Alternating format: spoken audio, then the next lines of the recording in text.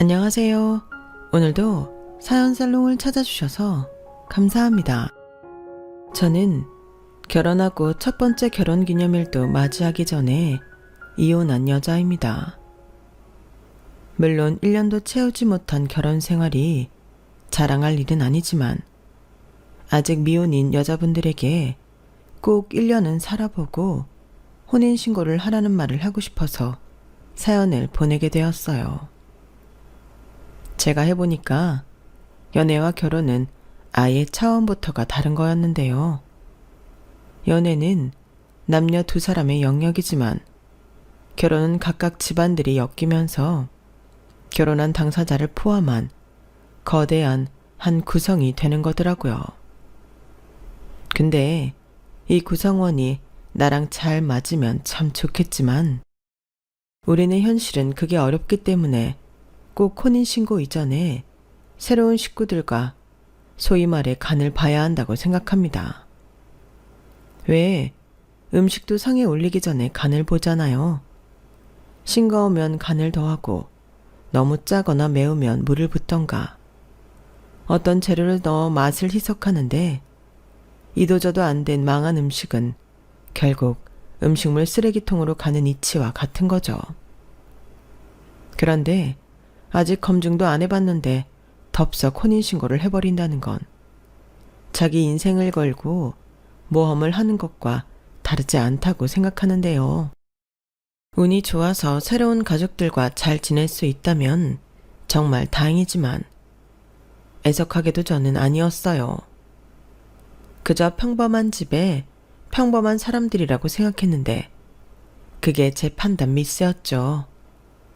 누가 봐도 특별할 게 전혀 없는 사람이었는데 이상하게 평범하지 않더라고요. 아니, 오히려 평범했던 사람이 며느리를 보면서 자기가 갑자기 신분 상승이라도 했다고 생각하는지 말도 안 되는 억지와 갑질을 하기 시작하는데 이게 당해보지 않은 사람은 절대 모르거든요. 그래서 간접적이나마 세상엔 이런 사람들도 있다는 걸 꼭 알리고 싶어 사연을 적어보는데 부디 제 사연이 널리 퍼져서 당사자 귀에도 들어가길 바랍니다. 그럼 지금부터 제가 얼마나 이상한 집에 시집을 갔는지 제 이야기를 들려드릴게요. 저는 전 남편과 프랑스의 한 시골 마을에서 만났어요. 그곳은 한국 사람들이 거의 없는 곳이었는데 제가 하는 사업 때문에 머리가 너무 아파서 잠깐 쉬러 갔을 때 배낭여행을 온 전 남편을 우연하게 만났어요. 여기까지 들으면 무슨 영화 속 한 장면처럼 들릴 수 있는데 저도 그때는 그렇게 생각했었네요. 우리 만남의 시작은 남들보다는 특별하다고 생각했어요. 하지만 특별함은 개뿔. 지금은 그때 그놈을 만나지 않았더라면 그것이 가장 베스트였다고 생각해요. 아무튼 계속 이야기를 이어가면 저와 전 남편은 4살 나이 차이가 납니다. 전 남편이 저보다 4살이 어렸거든요. 그리고 처음 만났을 때도 저는 30대였고 그놈은 20대였는데요. 그놈은 첫 번째 회사를 퇴사하고 퇴직금으로 한 달 동안 여행을 하고 있다고 했어요. 지금 생각하면 4살 나이 차이는 그닥 많은 차이도 아닌데 그때는 왜 그렇게 남편이 어리고 풋풋하게 보이던지 무작정 아무 계획도 없이 여행을 하고 있다던 그놈이 멋있어 보이더군요. 그리고 타지에서 한국 사람을 만나 너무 반가웠던 나머지 제 눈엔 콩깍지가 씌어지고 말았는데요. 그때 당시 프랑스는 동화 속에 나오는 그림처럼 예뻤고 저희 두 사람은 젊었고 또 혈기왕성해 사랑에 빠지지 않는 것이 이상할 일이었어요. 저희는 그걸 낭만이라고 착각했고 한국에 돌아와서도 계속 만남을 이어갔는데 처음엔 누나 동생 사이로 지내다가 어느덧 연인 사이가 되었죠. 저는 당시 다른 직원도 없이 저 혼자 작은 의류 사업을 하고 있었는데 하나부터 열까지 전부 저 혼자 하다 보니 몸이 10개라도 부족할 만큼 바빴어요. 그런데 나이는 어려도 여자친구라면 끔찍하게 잘하던 그놈이 옆에 있으니 그게 뭐라고 의지도 되고 힘든하고 했는데요. 제가 워낙 일욕심이 많아서 데이트할 시간도 많이 없었는데 그놈이 제 사무실로 출근하다시피 하면서도 저희는 거의 매일 또 만났어요. 그때는 사소한 것도 다 재미있고 같이 있는 것만으로도 행복했는데 영원히 우리 사이는 변하지 않을 거라고 생각했죠. 세상엔 변하지 않는 것이 없는데 그때는 변하지 않는 것도 있다고 믿었어요. 그리고 그때 당시 저희 둘은 영화를 봐도 꼭 멜로 영화를 주로 봤는데 그러면서도 우리도 영화 속 주인공처럼 해피엔딩이 될 거라고 심한 착각에 빠졌죠. 참 희한했던 게 저도 그놈도 멜로 영화를 좋아하는 사람이 아니었거든요. 그런데 오랜만에 눈을 번쩍 뜬 연애세포 때문인지 그때는 멜로 영화가 제일 재미있었어요. 심지어 영화 속 남자 주인공보다 그 사람이 더 멋있었다고 생각했던 저였으니 당시 제 상태가 짐작이 되실 거라 생각합니다. 네, 저는 당시 눈이 삐었고 제정신이 아니었어요. 하지만 그걸 자각하지 못했고 마치 첫사랑을 다시 하는 사람처럼 그 사람한테 푹 빠졌는데요. 그렇게 연애를 하다 보니 4년이란 시간이 쏜살처럼 지나갔어요. 그 사이 저는 구멍가게 같은 사업을 하던 개인 사업자에서 직원 10명을 둔 회사의 대표가 되었는데 연매출도 수십억에 이르는 등 나름 빛나는 성과를 손에 넣을 수 있었고 그에 반면 직장인이었던 그 사람은 저를 만나고 난 뒤 한 번에 이직을 더하고 비로소 자신에게 맞는 회사를 찾았다며 정착해서 잘 다니고 있었는데요. 툭 까놓고 수입 면에서는 제가 그놈보다 두세 배는 더 많았지만 사랑하는 사이에선 그런 건 별로 중요하지 않았어요. 그리고 제 나이가 나이인 만큼 저희 엄마가 본격적으로 저한테 결혼에 대한 압박을 하기 시작했죠. 세린아, 이제 너도 나이를 생각해서 연애 그만하고 결혼을 해야지. 너 그러다 다 늙어서 웨딩드레스 입는다? 엄마는 말을 해도 무슨 그런 끔찍한 소리를 해. 내가 어디가 늙어. 넌 거울도 안 보니? 네 남자친구를 생각해봐. 주변에 어린 여자들이 얼마나 많겠어. 괜히 씌어져 있던 콩깍지에 벗겨지기 전에 얼른 결혼해. 내가 네 회사 최초 투자자인 거 까먹지 않았지? 그럼 내가 원하는 건 들어줘야지. 엄마 진짜 치사하다. 그리고 공과 사는 좀 구별해야 하는 거 아니야? 회사에 투자한 걸 가지고 개인적으로 이러면 안 되는 거지. 그리고 나 엄마가 투자한 돈 다 갚았잖아. 갚았어도 내가 투자한 사실은 변하지 않지. 그리고 말은 바로 하자. 나는 니네 회사에 투자한 게 아니고 너한테 투자했어. 그러니까 너는 내가 요구하면 다 들어줄 의무가 있다고. 아니, 내가 언제 결혼하기 싫대? 근데 엄마도 생각을 좀 해봐. 결혼이라는 게 나 혼자 해? 그렇다고 나이도 많은데 내가 자존심도 없이 결혼해달라고 영찬이한테 매달려? 으이구, 그러니까 그것도 기술이지. 상대가 먼저 결혼하자는 말이 나올 수 있게 네가 좀 잘해봐야 하는 거 아니야? 아무튼 너 한 살이라도 더 먹기 전에 식 올릴 수 있게 해. 이런 식으로 저희 엄마가 저만 보면 빨리 시집을 가라고 잔소리를 하기 시작했는데요.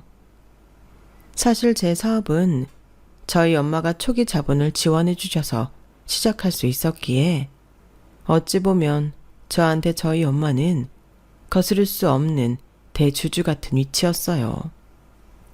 그리고 저도 연애를 4년 넘게 했기에 그놈이랑 슬슬 결혼하고 싶다는 생각을 하고 있었는데 저희 엄마가 전 남편이었던 그놈을 참 예뻐라 해서 저도 그 점이 좋았어요. 그리고 그놈도 저희 부모님, 특히 저희 엄마한테 곰살맞게 잘했는데요. 전 남편이 집안에서는 막내 아들이었거든요. 위로 형과 누나가 있는데 자기 말로는 자기가 집안에서 제일 애교가 많다고 했는데, 하긴 사귀기 전 누나 동생하고 지낼 때도 귀엽다는 생각을 자주 했었죠. 반면 저는 외동으로 위로도 아래로도 형제나 자매가 없었는데, 제가 좀 무뚝뚝한 편이라 그놈을 만나기 전까지만 해도 저거 저래가지고 연애는 할 수 있을까?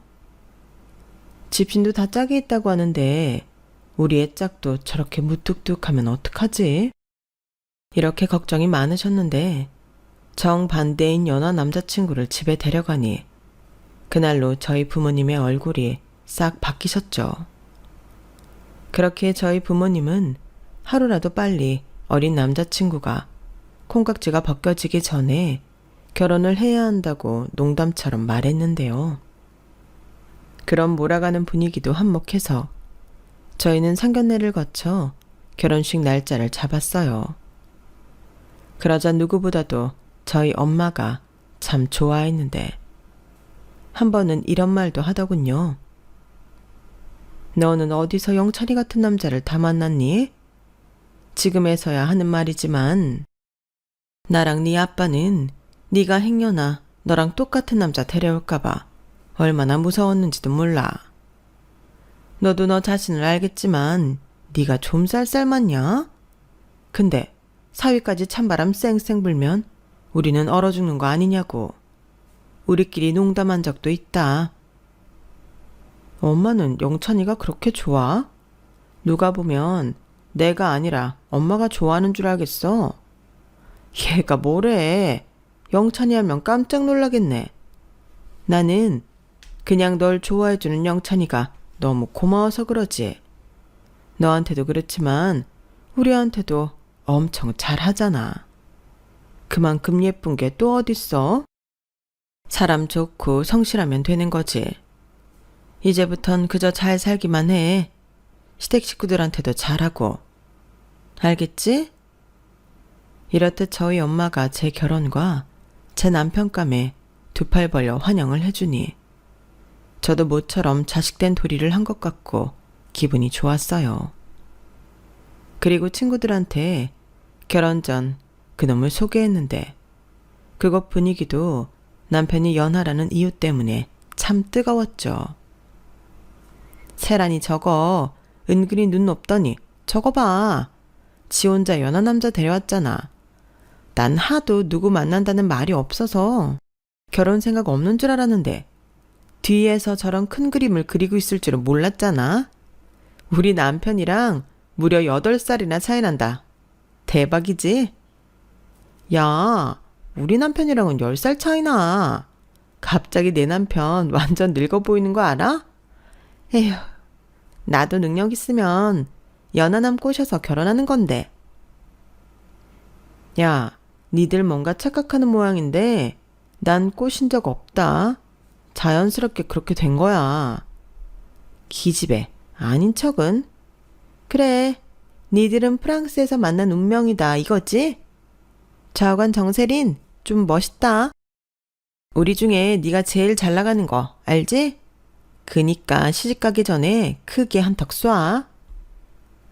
저는 그때 못해도 100만 원은 좋게 넘게 친구들한테 썼어요.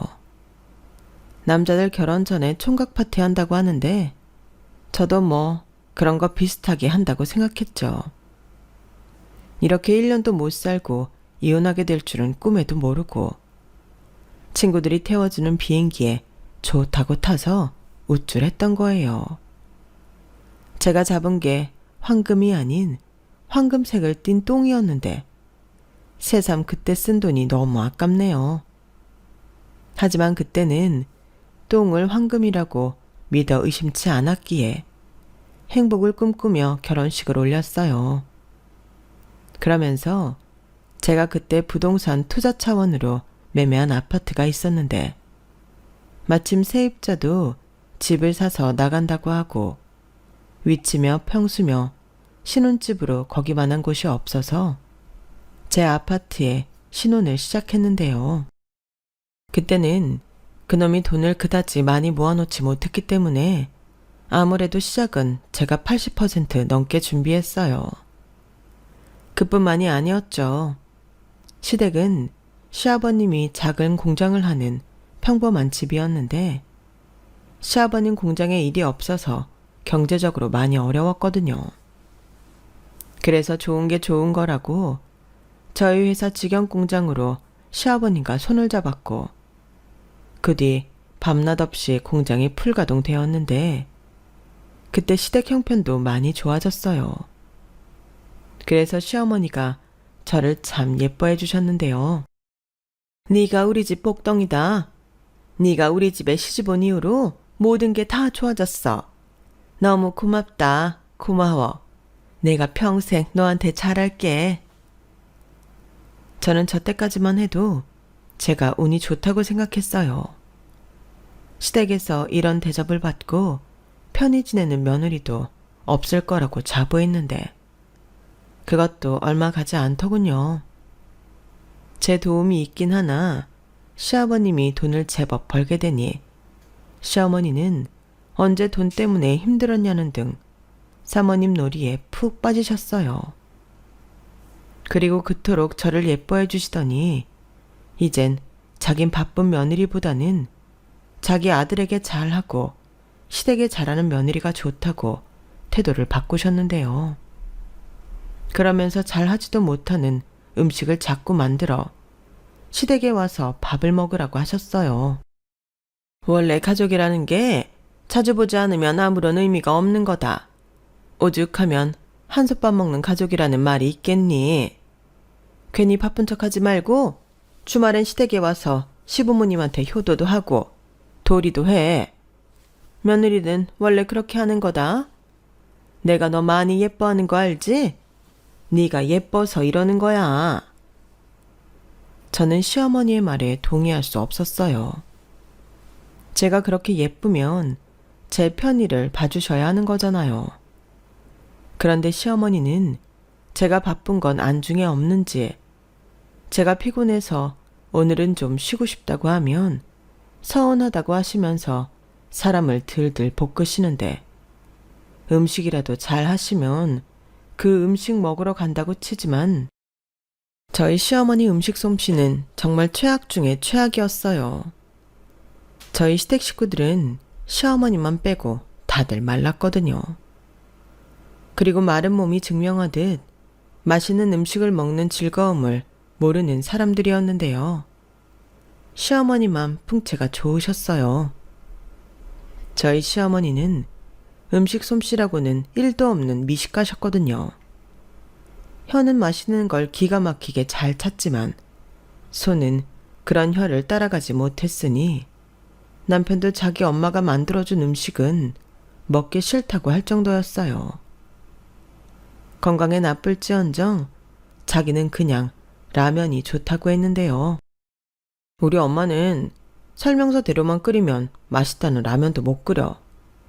참 희한한 게 우리 엄마 손만 거쳤다 하면 그 음식은 소생 불가능했는데 문제는 우리 엄마가 그걸 내려놓지 못한다는 거야. 그리고 끊임없이 음식을 만들고 식구들한테 먹이는데 나는 자기랑 결혼하기 전까지 미각을 잃은 줄 알았다니까. 뭐? 자기 프랑스에서 엄청 잘 먹었잖아. 나는 그래서 자기가 먹는 거에 비해서 살이 안 찌는 타입인 줄 알았는데 그래, 내가 그때부터 진정한 미식을 알게 된 거야. 나 너무 불쌍하지 않아? 사람들이 요즘 내 얼굴 보면 제일 먼저 하는 말이 뭔 줄 알아? 장가 가더니 얼굴이 좋아졌대. 이 바보야, 그거 살쪘다는 소리야. 뭐가 됐든 난 지금이 딱 좋아. 자기도 음식 솜씨 좋고 무엇보다 우리 장모님 음식은 둘째라면 서럽잖아. 나야말로 장가 하나는 기가 막히게 자랐지. 아 맞다. 우리 언제 우리 집에도 장모님 반찬 좀 갖다 드리자. 요즘 우리 아빠가 도통 입맛이 없다는데 일은 맨날 바쁘잖아. 누나가 걱정이 많더라고. 그래? 무리하시면 안 되는데. 그냥 물량 조절할까? 다른 공장에 절반 의뢰하면 되는데. 에이, 지금 우리 아빠가 얼마나 신났는데 절반씩이나 다른 공장에 맡겨. 나는 그냥 우리 아빠가 식사라도 잘하시면 좋겠다는 거지. 우리 엄마가 해주는 음식 말고. 그러니까 장모님 반찬 좀 갖다 주자. 저는 반찬 가져다 드리는 건 어려운 일이 아니지만 그래도 갓 시집 온 며느리라 시아버님 건강이 많이 걱정됐어요.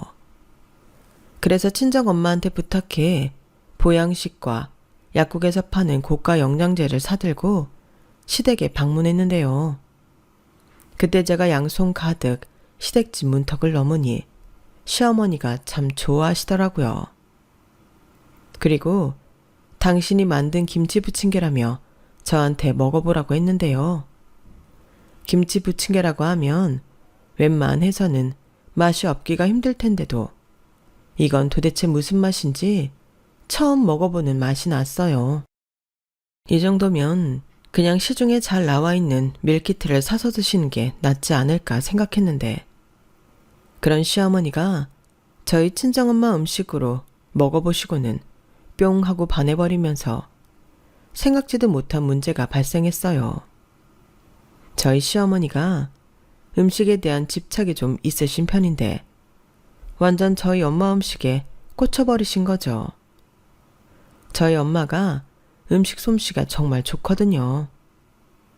오죽하면 가게 하기 전부터 저희 엄마 음식을 먹어본 사람들이 돈을 줄 테니 팔라고 해서 지금의 반찬 가게를 하게 되었는데요.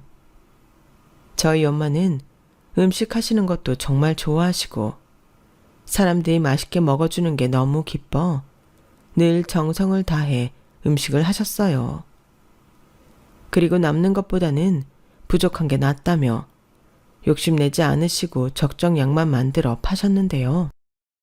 그래서 저희 엄마 가게의 인기 반찬들은 점심시간이 되기 전에 모두 솔드아웃이 되는 일이 허다했어요. 저희 엄마 손이 작은 편도 결코 아닌데 사람들이 워낙 많이 찾아주니 저희 엄마는 점점 동네에서 유명해졌죠.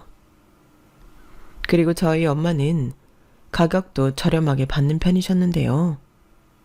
늘 반찬들을 완판하시다 보니 돈도 제법 많이 버셨고 그동안 힘들게 매달 갖고 계신 대출금도 모두 변제하는 등 저희 친정은 저희 엄마가 반찬 가게 하기 전과 후가 분명하게 달라졌어요. 그렇게 번 돈으로 저는 사업에 투자도 받을 수 있었고 결과적으로 제가 빌린 돈과 이자도 톡톡히 챙겨드렸으니 저희 엄마는 또 돈을 번 셈이었죠. 그리고 무엇보다 저희 엄마는 음식하는 걸 정말 좋아하셨는데요. 그런 저희 엄마의 음식에 시어머니가 홀딱 반해 저는 한동안 친정엄마가 저희 부부 먹으라고 주신 반찬을 시댁에 대부분 드렸어요. 그런데 저희보다 삼시세끼 다 드시는 시부모님은 반찬도 엄청 빨리 드셨고 결국 저희 집에 있는 친정엄마표 음식을 전부 가져가셨는데 그것도 며칠이 되지 않아서 다 드시고 없다시면서 시어머님이 그러셨어요. 사부인이 음식을 진짜 잘하시네. 네 시아버지가 요즘 식사를 잘해서 살도 붙고 보기가 너무 좋다. 그래서 내가 생각을 좀 해봤는데 네가 사부인께 말씀 좀 잘 드려서 일주일에 한 번씩 우리 집으로 반찬을 보내주시면 어떨까? 네? 일주일에 한 번씩이요? 그래, 이왕이면 반찬 겹치지 않게 해서 종류별이랑 그때그때 제철 음식 같은 것도 해주시면 너무 좋을 것 같아. 아, 그럼 엄마한테 말씀드려 볼게요. 그럼 계산은 어떻게 하실 거예요? 일주일에 한 번? 아니면 한 달에 한 번? 음식값은 선불인 거 아시죠? 뭐? 나더러 지금 돈을 내고 사 먹으라고? 얘 좀 봐. 너 지금 농담하는 거지? 사돈지간에 무슨 돈을 주고 받니? 그냥 음식 하실 때 우리 것 조금만 따로 담아서 보내달라는 거지. 너도 그렇게 받아서 먹고 있는 거 아니야? 그야 저는 딸이니까.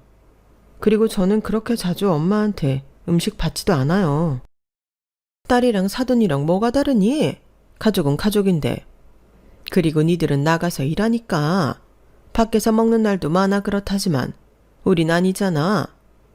그럼 나는 그런 줄 알고 있으마. 아, 지난번 꼬막무침 너무 맛있던데. 그것도 꼭 좀 말해서 많이 주시라 그래. 시어머니는 저희 엄마 반찬을 공짜로 드실 생각에 잔뜩 신이 나서 제 표정이 일그러진 것도 보지 못하시고 시댁으로 돌아가셨어요. 그래서 저는 남편한테 얘기하고 공짜로 음식은 절대 안 된다고 자기가 좋게 말씀드리라고 했는데요. 여태까지 항상 제 말이라면 잘 들어주고 저희 부모님을 진심으로 생각하던 남편의 반응은 제가 생각한 것과 달랐어요. 자기야, 반찬 그거 좀 보내주시는 게 그렇게 돈까지 받을 만큼의 일일까? 뭐? 그렇잖아. 일부러 만드시는 것도 아니고 장모님은 음식 만드는 게 일이시고 우리도 가끔 얻어먹는데 우리 부모님도 그냥 조금 얻어먹을 수도 있는 거잖아. 아마 장모님도 돈은 안 받겠다고 하실걸? 장모님한테 여쭤봤어? 아니, 우리 엄마가 그렇게 생각한다고 해도 나는 가끔도 아니고 일주일에 한 번씩 정기적으로 음식 받으면서 공짜는 아니라고 생각해. 물론 우리 엄마가 반찬 가게를 하지만 그거야 돈 벌려고 하는 거지. 자선 사업을 하는 게 아니잖아. 왜 또 말을 그런 식으로 해? 그냥 좋은 게 좋다는 거지. 알겠어. 그럼 내가 낼게. 그럼 되는 거잖아. 아니, 뭐가 됐는데?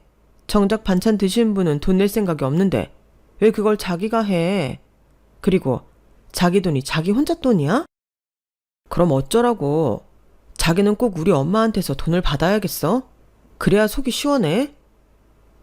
막말로 이제는 경제적으로 많이 어렵지도 않으시면서 당연히 반찬 가게 하시는 거 알면 먼저 돈 내고 사드신다고 해야 하는 게 맞는 거 아니야? 나는 그것부터가 기분이 나빠. 그거나 저거나지. 돈에 이름 쓰는 것도 아닌데. 장모님은 돈 받고 우리 엄마는 장모님이 해주신 반찬 받으면 되는 거잖아. 나는 자기가 좀 이상하다. 자기도 뭐 시어머니라 그래? 저는 남편의 말에 기분이 확 상해버렸어요. 저는 다르고 다르고 생각해서 이건 경우가 없는 거라고 생각하는데 남편은 대수롭지 않게 생각하며 자기 엄마가 시어머니라 제가 고깝게 듣는 거라고 오히려 서운해 하더군요. 저는 그러거나 말거나 시어머니가 돈을 내고 주문해서 드시는 거면 몰라도 저희 엄마 힘들게 그것도 일주일마다 정기적으로 음식을 해다 바치는 꼴은 보고 싶지 않았어요. 그래서 친정엄마한테 일부러 말도 하지 않고 그냥 넘겨버렸는데요. 중간에서 저희 엄마 음식 맛을 본 시어머니만 안달이 났죠. 그리고 저한테 또다시 전화를 하셔서는 저희 엄마더러 반찬 좀 종류별로 보내라고 시키라고 하셨는데 그때 제가 말했어요. 드시고 싶으시면 선불로 돈을 내시라고요. 그러자 시어머니도 뭐? 그깟 반찬 좀 얻어먹는데 돈까지 내라고? 너는 무슨 애가 그렇게 야박하냐? 그냥 좀 나눠 먹을 수도 있는 거지. 라며 대놓고 서운하다고 하셨는데 저도 굽히지 않고 말했죠. 어머니, 저희 엄마도 힘들게 새벽부터 일어나서 음식하는 거예요. 그럼 그 수고비는 당연히 챙겨주셔야죠. 저도 공짜로 얻어먹는 것 같지만 저희 엄마한테 용돈 보내고 나름 성의 표시해요.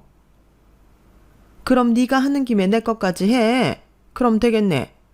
너 우리 아들이 나 대신 돈 내겠다고 했는데도 안 된다고 했다며? 도대체 그 심보는 뭐냐? 심보요?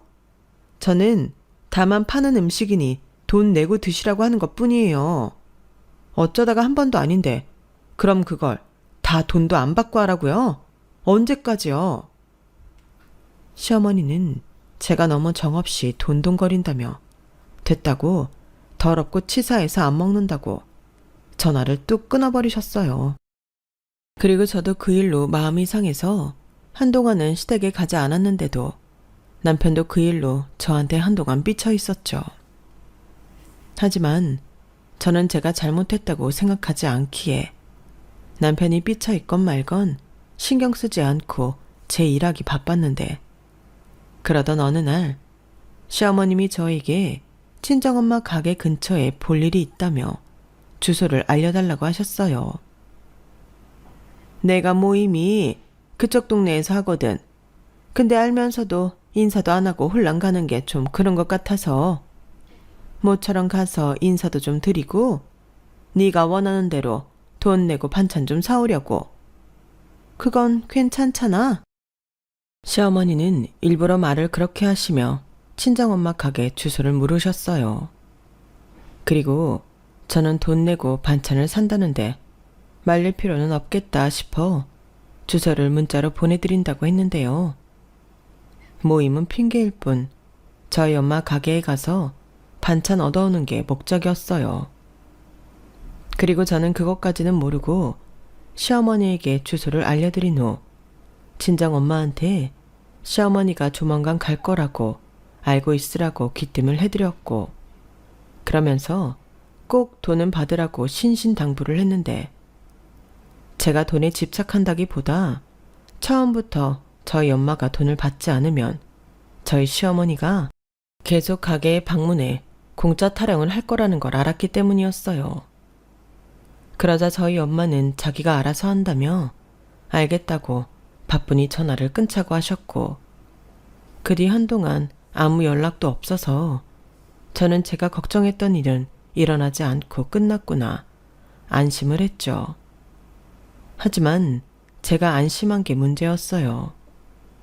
한참 시간이 지나고 친정아빠가 생신이셔서 친정에 갔다가 시어머님 반찬 이야기가 나왔는데 글쎄 저희 엄마가 시어머니한테 돈을 받지 않고 시댁에 반찬을 보내고 있더라고요. 저는 그 사실에 완전 기함을 했어요. 엄마는 왜 그걸 돈도 안 받고 해? 뭘 그까짓 걸 가지고 돈을 받냐? 그냥 내가 한 음식이 맛있다고 하시니 기쁜 마음으로 하는 거지. 그리고 그 덕에 그 양반이 너 예쁘게 봐주면 서로 좋은 거잖아. 엄마, 나 어차피 그 집에서 예쁜 며느리야. 막말로 나 아니었으면 그 집이 지금 그렇게 살 수 있었을 것 같아? 그래도 그게 아니지. 그냥 이건 엄마가 알아서 할 테니까 너는 나서지 마. 원래 음식 가지고는 사람 서운하게 하는 거 아니야. 몰라 진짜. 내가 엄마 때문에 못 살아. 내가 그 일로 시어머니랑 싸우고 남편이랑도 싸우고 그 난리를 쳤는데 그니까 왜 엄마한테 그냥 말하면 될 일을 뭐하러 그랬어? 저는 친정엄마 말에 속이 상했어요. 뭐하러 그랬긴. 저도 제 엄마 힘든 거 싫어서 그런 건데 정작 그 마음을 엄마가 몰라주니 뿔이 났죠. 그리고 옆에서 저희 아빠는 그냥 네 엄마 성격이 저런 걸 어쩌냐? 그냥 너도 이해하고 엄마한테 맡겨. 아빠도 옆에서 그러지 말라고 많이 말렸어. 그런데 소용없는 걸 어쩌냐? 라며 저더러 이 일은 그냥 넘기자고 하셨는데 저는 그럴 수가 없더라고요. 아니, 시어머니가 너무 얄미웠어요. 결국엔 당신이 저희 엄마 가게에 가셔서 공짜로 음식을 보내달라고 말씀하신 거잖아요. 그래서 어찌된 일인지는 알아야 할 것 같아 시어머님께 전화를 드렸는데요. 난 분명 돈 드린다고 했어. 네가 중간에서 난리칠 것 같으니 사람 우습게 만들지 마시고 돈 다 받으라고 했는데 니네 엄마가 극구 안 받겠다고 했다. 이건 뭐 어느 장단에 춤을 추라는 건지. 그래도 당사자가 됐다고 하니 뭐 어쩌니. 그냥 감사하다고 하고 맛있게 먹고 있다. 어머니도 참, 꼭 그렇게 저희 엄마 반찬을 드셔야겠어요. 아무리 입에 맞으셔도 저희 엄마가 파출부도 아닌데 일주일에 한 번씩이나 음식을 보내라고 하시는 건 아니죠. 누이 좋고 매부 좋고 우리끼리는 아무 문제 없는데 네가 거기에 왜 나서니? 내가 알아서 하마. 내가 고마우면 성의 표시하고 그럼 되는 거지. 꼭 사돈지간끼리 계산기 딱딱 두드려야 되겠니? 얘는 사업을 하는 애라 그런가? 왜 이렇게 사람을 피곤하게 해? 너 내가 우습냐? 시어머니는 그렇게 저에게 더 이상은 반찬값 얘기로 자기 기분 상하게 하지 말라며 호통을 치셨어요. 그리고 자기가 알아서 한다며 저더러 신경 끄라고 하셨는데 꼭 자기가 저희 엄마를 부리는 사람처럼 말씀을 하시니 저는 기분이 너무 나빴죠. 하지만 당사자인 저희 엄마가 오케이 한 일이라 더는 나설 수 없었어요. 그저 당신이 알아서 성의 표시한다는 시어머니의 그 말을 믿을 수밖에 없었죠. 그러다 무리를 했는지 저희 친정엄마가 칼을 쓸 수조차 없을 정도로 손목이 아프다고 하셨고 결국 병원에 가서 검사를 받고 손목 터널 증후군 진단을 받으셨는데요. 상태가 너무 심해서 수술까지 받아야 한다고 하더군요. 저는 그렇게 고집을 부리더니 무리를 해서 몸까지 상하게 하냐고 속이 상해서 친정엄마한테 짜증을 부렸는데 정작 저희 엄마는 저희 시댁에 음식을 못 해줄까 그것만 걱정하고 있더라고요. 엄마, 지금 누가 누굴 걱정해? 엄마 손목이 그 모양인데 엄마는 우리 시댁에 반찬 못 보낼까봐 그게 걱정이야? 아니 그냥 그 양반들도 내 음식 먹다가 못 먹으면 좀 그러니까. 별 걱정을 다 해. 엄마는 그냥 엄마 몸이나 잘 챙겨. 이참에 그냥 가게도 정리하든가. 처음엔 무리하지 않는다고 하더니 요즘 왜 그래? 엄마 갑자기 돈 욕심 생겼어? 저는 그때 엄마 속도 모르고 그딴 소리나 했어요. 그러자 저희 아빠가 저한테 그만하라는 눈짓을 보냈고 옆에서 가만히 있던 남편도 기분이 상한 듯 아무 말도 하지 않았는데 나중에 아빠가 슬쩍 저만 불러 이렇게 말씀하시더군요. 너 엄마한테 너무 뭐라고 하지 마. 엄마 손목 저렇게 된 거에는 나름 이유가 있어. 이유? 무슨 이유가 있어서 자기 몸까지 상하게 만드는데? 니네 시어머니가 처음엔 아무 소리 안 하더니 나중엔 이것저것 요구하는 게 많아졌어. 양도 그렇고 이건 뭐 새벽 내내 니네 시댁에 보낼 음식만 만들고 있는 거지. 거기에 손 많이 가는 건 또 어찌나 찾으시는지. 내가 돈도 안 받는데 그렇게까지 해야 하냐고 한 소리를 해도 니네 엄마가 언제 내 말 듣던? 이게 다 너한테 좋은 거라고 하고 참다가 날이 났다. 뭐야? 결국 그런 거였어? 그래. 근데 너도 그냥 아무 소리 하지 말고 가만히 있어. 누굴 탓해? 네 엄마가 선택한 건데. 괜히 정서방 눈치 보이게 그러지 말고 네가 좋게 말해서 엄마 손목이 저렇게 돼서 그러니 당분간 음식은 못 보낸다고 해라. 그리고 겸사겸사 네 엄마 가게도 정리하게 할 거야. 괜히 여기서 더 일했다가 더 큰일 나지. 내가 정말 우리 엄마 때문에 못 살아. 내가 이럴 줄 알고 애당초 돈을 받든가 아니면 딱 잘라서 거절해야 한다고 한 건데. 저는 친정아빠 말에 속이 뒤집어졌어요. 그리고 저희 아빠는 최대한 좋게 말하라고 하셨지만 저는 차마 좋게 말할 수가 없었는데요. 그 길로 바로 시댁으로 향했죠.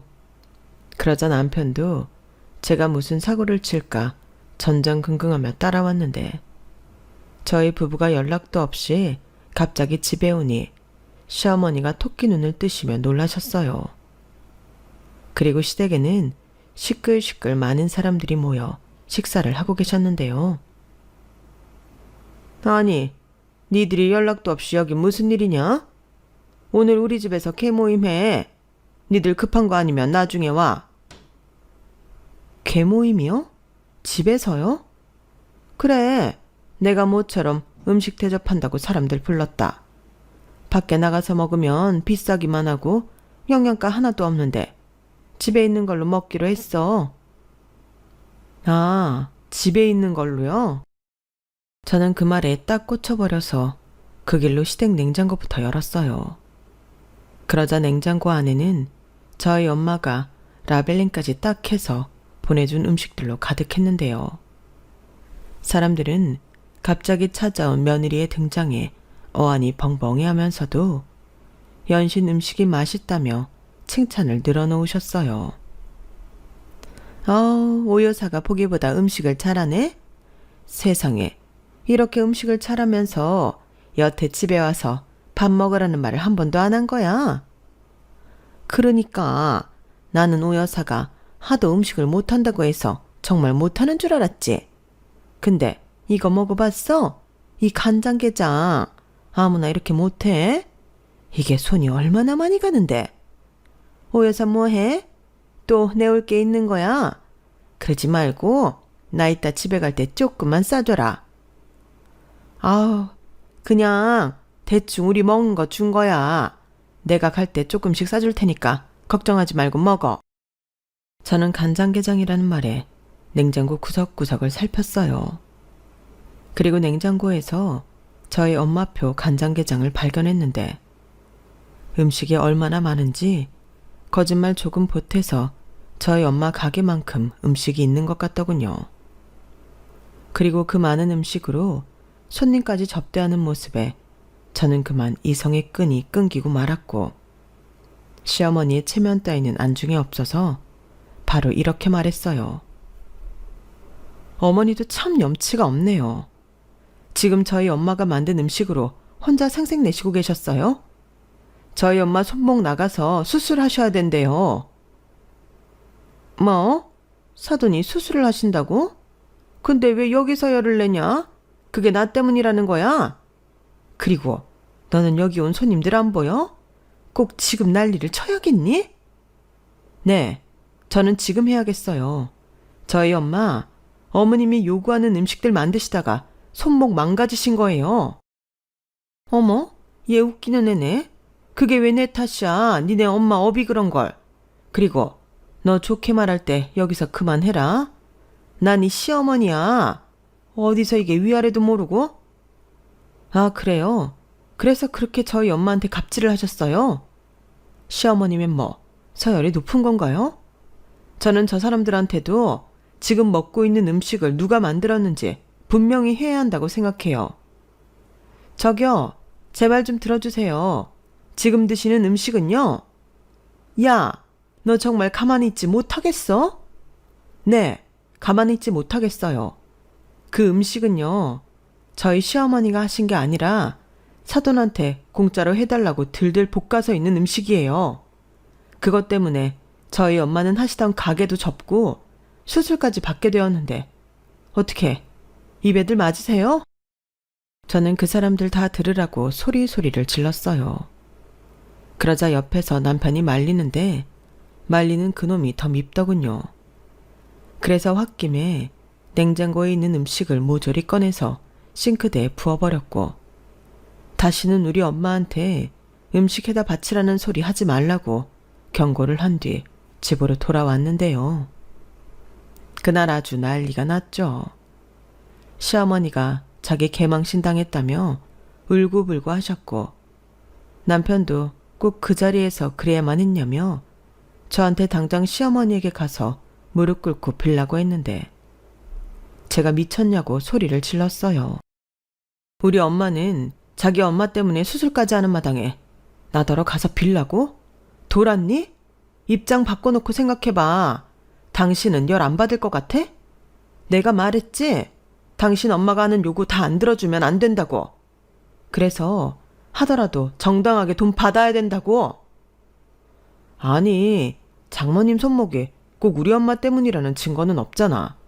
이건 좀 억지지 않아? 나도 장모님 손목 그렇게 된 건 너무 유감이지만 자기 도가 좀 지나쳐.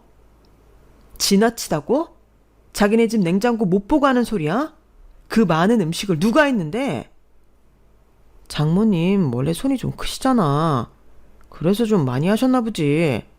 그러게 적당히 좀 하시지. 너 죽을래? 저는 남편의 무책임한 말에 또다시 속에서 우라가 치밀었어요. 저런 걸 남편이라고 옆에 두고 살았다는 게 너무 싫더라고요. 그래서 저는 절대 빌지 않을 거니 그런 줄 알고 그게 싫으면 이혼하자고 당당하게 요구했는데 그냥 하는 소리가 아니라 진심이었죠. 그러자 남편은 결혼한 지 얼마나 됐다고 이혼 소리를 하냐며 다시 목소리를 키웠는데 그날의 감정 싸움은 끝이 나지 않고 길게 이어졌어요. 아직 신혼이던 시기였는데 저도 저대로 남편이 제 편이 아닌 자기 부모 편을 드니 섭섭한 마음이 컸어요.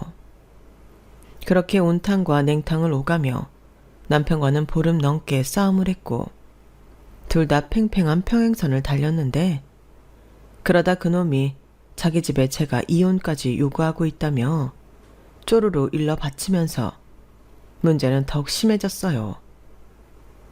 나다. 네가 우리 금쪽 같은 막내 아들한테 이혼 어쩌고 하면서 협박을 했다고? 협박이요? 제가요? 저는 그런 적 없어요. 어머니 아들이 저더러 어머니한테 용서 빌라고 해서 싫다고 했고 계속 강요하면 이혼하겠다고 한 거예요. 그리고 솔직히 사과는 어머님이 저희 엄마한테 하셔야죠. 저희 엄마한테 이거 해달라 저거 해달라 양도 많이 해달라고 하셨다면서요. 그리고 분명 전에는 저한테 알아서 성의 표시 하신다고 하셨는데 도대체 그 성의 표시는 어떤 거였어요? 그야 나는 분명 택배 받을 때마다 전화해서 고맙다고 수고하셨다고 했어. 그러니까 말로 때우신 게 다인 거죠. 그리고 고맙다 수고했다 그런 소리는 정말 아랫사람한테 하는 거 아닌가요? 저희 엄마가 아랫사람이에요? 야, 그럼 내가 니네 엄마 아랫사람이니? 그깟 음식 좀 받아먹는데 나더러 굽실거리라는 거야? 야, 나 이래봬도 사장 3호야. 알죠? 그리고 어머니야말로 그 망해가는 공장 누가 살렸는지는 잊어버리신 것 같네요. 아니, 사모님이 그깟 반찬값이 아까워서 공짜 찾으세요? 당장 저희 엄마한테 그동안 받아드신 반찬값 지불하시고 미안하다고 사과하세요. 안 그럼 저 정말 이혼할 거예요. 뭐야? 시어머니는 제 말에 불같이 화를 냈지만 더 이상 뭐라고 하지 못하셨어요. 그도 그럴 게 제가 한 말은 모두 사실이었거든요. 그리고 시어머니 말대로 그깟 반찬이 뭐라고 일을 이 지경으로 만드나 너무 화가 났는데 아이도 없을 때 아니다 싶으면 얼른 정리하는 게 맞겠다는 생각밖에는 들지 않았죠. 그래서 나름 변호사 사무실에 가서 상담도 받고 어차피 신혼집이며 제가 해온 것이 많아서 남편은 그냥 몸만 달랑 내쫓으면 됐었는데 시어머니도 생각이라는 걸 했는지 입원을 앞두고 있는 저희 엄마를 찾아가시겠다고 하셨나 보더군요. 그건 저희 엄마가 알려주신 건데 저희 엄마는 뭐하러 시어머니한테 자기 수술한다고 얘기를 했냐며 시어머니가 죄송해서 찾아오는 줄 알고 계셨어요. 그래서 저도 엄마, 이참에 우리 시어머니한테 그동안 못 받은 반찬값 다 받고 손목 때문에 더는 음식 못 해드린다고 똑부러지게 말해. 알겠지? 라고 귀에 못이 박히도록 말했는데요. 그럼에도 시어머니 성격을 모르는 게 아니니 마음이 놓이지 않았어요. 그래서 일도 손에 안 잡히고 해서 친정으로 향했는데요. 마침 시어머니가 도착을 하셨는지 현관문에 낯익은 신발이 보이더군요. 그래서 저는 시어머니가 어떻게 사과하시나 보려고 일부러 인기척도 내지 않고 조심히 집 안으로 들어갔는데 저는 들어가자마자 경악을 하고 말았죠. 글쎄 시어머니라는 여자가 저희 엄마한테 1,000원짜리 한 장을 던지고 화를 내고 있었거든요. 아니, 내가 돈 준다고 했을 땐 받지도 않아 놓고 왜 자기 딸한테는 돈도 못 받았다는 듯 말해요? 알아서 대충 얘기해 줄 수 있는 거잖아요. 혹시 일부러 그런 거예요? 나한테 반찬 주기 싫어서? 정말 그 손목이 나 때문에 아픈 거예요? 쇼하는 거죠? 무슨 음식 하루 이틀 하는 것도 아니면서 수술을 해? 왜? 내가 그러면 앞으로 반찬 보내지 말라고 할까 봐서요? 자, 여기.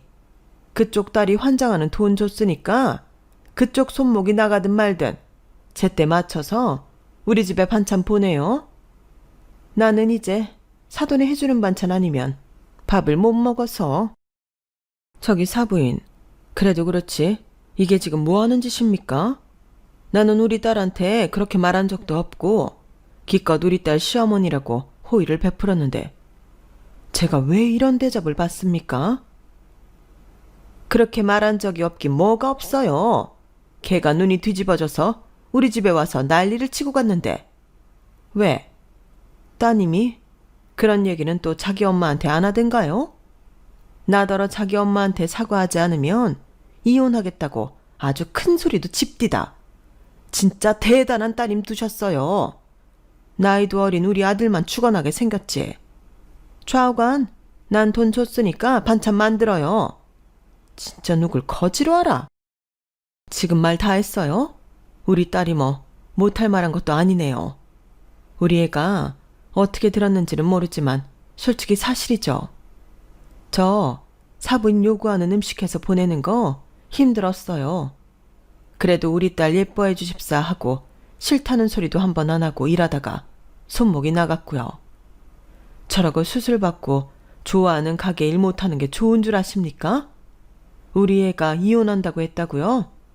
그럼 더 이상 제가 그쪽한테 베풀 호의도 없네요. 당장 나가세요. 뭐예요? 그 엄마의 그 딸이라고? 지금 보니까 모녀가 아주 똑같네. 결혼하면 출가 외인이에요. 내가 삶아 먹든 튀겨 먹든 내 마음이라고요. 딸 시집살이 시키고 싶지 않으면 당장 내일부터 반찬 만들어서 우리 집에 보내요. 저는 더는 그 여자의 말도 안 되는 횡포를 봐줄 수 없었어요. 그리고 이미 이혼을 결심한 상태였기 때문에 저 여자의 만행을 핸드폰 동영상으로 찍었고 이내 친정 김치 냉장고를 열어서 김치가 가득 든 통을 하나 꺼냈고 그 길로 시어머니 얼굴에 부어버렸는데요. 시어머니가 외마디 비명도 지를 새 없이 김치와 김치국물이 머리에서 쏟아졌어요. 그리고 김치국물 범벅을 한 시어머니는 저를 죽일 듯 노려보셨는데 저 역시 똑같이 시어머니를 노려봤죠. 거기에 보란 듯이 남편한테 전화해서 당장 친정으로 튀어오라고 했는데요. 니네 엄마가 여기서 김치국물 뒤집어 썼다고 하니 제가 전화를 끊지도 않았는데 통화가 끊겨 있었어요. 그렇게 20분 정도 큰 소리를 내며 실랑이를 벌였을까? 남편이 도착했고 자기 엄마를 본 그놈이 깜짝 놀랐는데 시어머니는 눈물 연기까지 펼치며 저 망할년이 나를 이렇게 만들었다. 아니 시어머니한테 이렇게 하는 며느리가 어딨니? 내가 정말 며느리 하나 잘못 들여서 개모임 사람들한테 개망신당하고 지금은 이렇게 김치국물이나 뒤집어 썼어. 얼굴도 따갑고 눈도 따갑고 미치겠다고 라고 남편한테 호소했는데 저는 보란듯이 이번엔 소금을 한 주먹 가지고 와서 손수 뿌려드렸네요.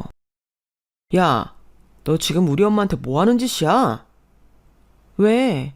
음식에 환장하셨길래 본인이 음식이 되어보는 체험 시켜드리는 거야. 아니, 그깟 음식 안 먹으면 그만이지. 도대체 이렇게까지 하는 이유가 뭐야? 나는 이런 말도 안 되는 짓 더는 참을 수 없어. 나도 못 참아. 아니, 자기 마음에 안 든다고 어른을 이렇게 하는 사람이 어딨어?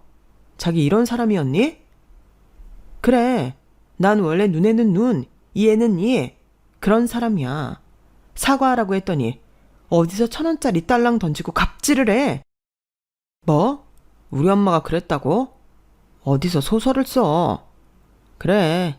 나도 너같이 막대 먹은 여자랑은 더는 살기 싫다. 이혼해. 뭐? 지금 자네 내 딸한테 막대 먹었다고 했나? 어디서 감히 귀한 딸한테 그딴 소리를 해? 왜요? 저 사람은 저희 엄마한테 함부로 하는데 저는 못합니까? 그리고 장모님도 그래요. 장모님이 진작에 중간에서 잘 하셨으면 이럴 일도 없죠, 가족끼리. 가족 같은 소리 하네. 자네야말로 아주 못쓰겠구만. 이봐요. 그동안 나한테서 공짜로 받아간 음식값 제대로 지불해요. 이혼하면 남 입마당에 내가 그 돈을 안 받을 이유가 없지. 뭐예요? 치사하게 이제 와서 왜 이래? 그리고 그 음식들 당신 딸이 다 싱크대에 내버리고 갔어. 그럼 나는 몇 번 먹지도 못한 건데 내가 미쳤니? 그걸 돈을 주게? 그래. 그럼 이렇게 된 거 이판사판 하자. 오호라. 나랑 이판사판 할 정도는 되나 보지? 그래놓고 무슨 수술 타령. 그거 쇼 맞지? 참 부끄럽지만 그날 저희는 집안 대 집안으로 개싸움을 벌였어요. 그리고 다른 집에서 신고를 했는지 경찰들이 출동했고 저희는 나란히 경찰서에 갔는데 물티슈로 대충 닦은 시어머니한테 김치 신냄새가 진동을 했죠. 그리고 곧이어 연락을 받고 도착한 저희 아빠와 시아버님은 이 상황을 수습하고자 중간에서 노력했지만 이미 부부가 이혼의 합의를 한 마당이었기 때문에 더 어쩔 것이 없었어요. 그리고 쌍방 폭행이었기 때문에 잘잘못을 가릴 것도 없었는데 그 길로 저는 그놈의 짐을 모두 제 집 밖으로 빼버렸어요. 그놈도 그럴 줄 알았다는 듯 제가 내버린 자기 짐 챙겨서 가더라고요. 그리고 다음날 법원 앞에서 만나 이혼 서류 작성해서 접수하기로 했는데요. 다음날 그놈은 나오지 않았어요. 그래서 약올은 제가 당장 나오지 않으면 소송할 거라고 전화를 걸었는데 자기 집에 가서 무슨 소리를 들었는지 자기는 이혼하고 싶지 않다며 말을 바꾸더군요. 아마도 시아버님이 저랑 이혼하면 공장이 다시 일이 없어질 테니 이혼하지 말라고 한 모양인데 저는 이미 그놈이랑 다시 어째 볼 마음이 없었어요. 당연하죠. 이미 그놈의 바닥을 다 봤는데 어떻게 이혼을 하지 않을 수가 있겠어요. 그래서 잡소리 그만하고 나는 무조건 이혼할 거라고 통보한 뒤 바로 변호사 선임에 이혼 소송 진행했는데요. 이리 보나 저리 보나 제가 유리한 입장이었어요. 그리고 시아버님 공장에 맡겼던 물량도 전부 빼서 다른 공장에 맡겼는데 그러니 죄송하지만 시아버님만 발을 동동거리게 되셨죠. 그러자 일주일도 되지 않아 시어머니가 찾아와 쩔쩔매며 미안하다고 비셨는데 저는 됐다고 했어요. 예, 내가 그때는 정말 귀신에 씌었나 봐. 내가 다시는 그러지 않을 테니 니들 이혼하지 마라. 내가 니네 엄마, 아니 사부인 찾아가서 무릎 꿇고 빌게. 우리 남편 지금 죽는다고 난리다. 죄송해요. 이미 그러기엔 제 마음도 식었고 늦었어요. 그러게 제가 몇 번이고 경고 드렸잖아요. 그때 정신 차리시지. 이제 와서 왜 이러세요? 나는 그냥 그게 그렇게 큰일이 아니라고 생각했어. 근데 네가 너무 뭐라고 하니까 나도 자존심에 그만. 됐고요. 더는 불필요한 에너지 쓰고 싶지 않으니까 깨끗하게 정리하고 각자 알아서 잘 살아요. 예, 네가 그렇게 우릴 버리면 너는 잘 살지 모르지만 우린 잘 못 살아. 니네 시아버지 공장에 기계도 이번에 대출받아서 들여놨고 나도 여기저기 빌린 돈이 많아서. 그럼 더더욱 저랑 저희 부모님한테 잘하셨어야죠. 그럼 저도 저희 엄마도 어머니한테 잘했을 텐데. 이제 떠난 버스에 손 그만 흔드세요. 저 바빠요. 이래야 하니까 그만 돌아가세요. 저는 매몰차게 시어머니를 저희 사무실에서 내보냈어요. 그러자 그 다음 날엔 남편이 찾아와 빌었는데 그놈은 상대도 해주지 않았죠. 대신 그놈 핸드폰에 제가 녹화한 동영상 파일을 보내줬는데요. 지도 그거 보고 느낀 바가 있긴 한지 그 뒤 저를 찾아오거나 전화하는 일은 없었어요. 그렇게 이혼은 제가 원하는 대로 끝났고 저는 그놈한테 받을 수 있는 모든 비용을 청구했는데 그 돈에는 저희 엄마가 힘들게 해다 바친 반찬값도 들어있었어요. 그러니까 이젠 공짜가 아닌 아주 비싼 반찬을 드신 꼴이 되었죠. 원래 공짜 밥을 먹으면 탈이 나는 건데 시어머니였던 그 아줌마가 부디 그걸 뼈저리게 깨달으셨으면 좋겠어요. 당신의 삐뚤어진 식탐 때문에 아들 이혼당하고 당신 남편 사업 망하게 만들었으니 느끼신 바가 많기를 바라봅니다. 솔직히 다른 이유도 아니고 이런 일로 이혼까지 하게 된 사람은 대한민국에 저밖에 없을 거예요. 제 입장에서도 이혼 사유가 남들한테 얘기하기 좀 창피스러운데 그놈의 형과 누나도 창피스러웠는지 전면에 나서지 않더라고요. 저라도 자기 엄마가 부끄러울 것 같거든요. 그리고 저는 이혼하고 다시 그 집을 전세로 놓았고 저는 친정에 들어가서 살고 있는데요. 저희 엄마는 가게도 정리하시고 지금은 수술받고 쉬고 계세요. 제가 꼬박꼬박 생활비 준다고 절대 일하지 말라고 하니 이제부터는 딸이 하는 말을 잘 듣는 엄마가 되겠다고 하면서 이제야 삶의 여유를 누리고 계시죠.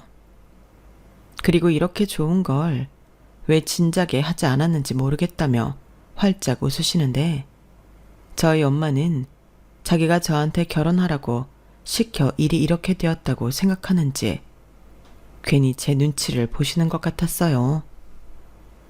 그 모습을 보니 괜히 딸 자식 결혼 한번 시켰다. 이게 무슨 일인가 싶어 제가 너무 죄송하기만 했는데 그래서 당분간은 다른 건 됐고 저희 부모님한테 효도하고 지낼 생각입니다. 말이 효도지 저는 저희 엄마가 해주시는 밥 맛있게 먹으며 사업 잘하고 아주 행복하게 잘 지내고 있어요. 이럴 줄 알았으면 결혼 같은 건 그냥 하지 않았을 걸 후회만 됩니다. 그리고 혼인신고도 딱 1년만 살아보고 할 건데 결혼식 끝나자마자 해버린 것도 너무 후회스럽더라고요. 그래서 앞에도 말했지만 미혼인 분들은 꼭 1년은 살아보고 결정하셨으면 좋겠어요. 그리고 끝으로 공짜 좋아하고 식탐 많은 그 아줌마가 자기 식구들한테 원망 받으며 그렇게 살았으면 좋겠습니다. 지금은 그런 마음이네요. 제 사연은 여기까지예요. 이렇게나마 제 얘기를 할 수 있어서 속이 시원합니다. 솔직히 너무 창피해서 주변 사람들한테는 왜 이혼했는지는 상세하게 말하지 못했거든요. 이렇게 제 이야기를 풀어놓을 곳이 있어 너무 다행이고 감사합니다. 지금까지 제 사연 들어주셔서 대단히 감사드리고요. 내내 건강하시고 행복하길 바라겠습니다. 안녕히 계세요. 여러분, 사연 댓글에 응원과 현명한 조언 부탁드려요. 좋아요와 구독은 저에게 큰 힘이 됩니다. 오늘도 좋은 일 가득하세요.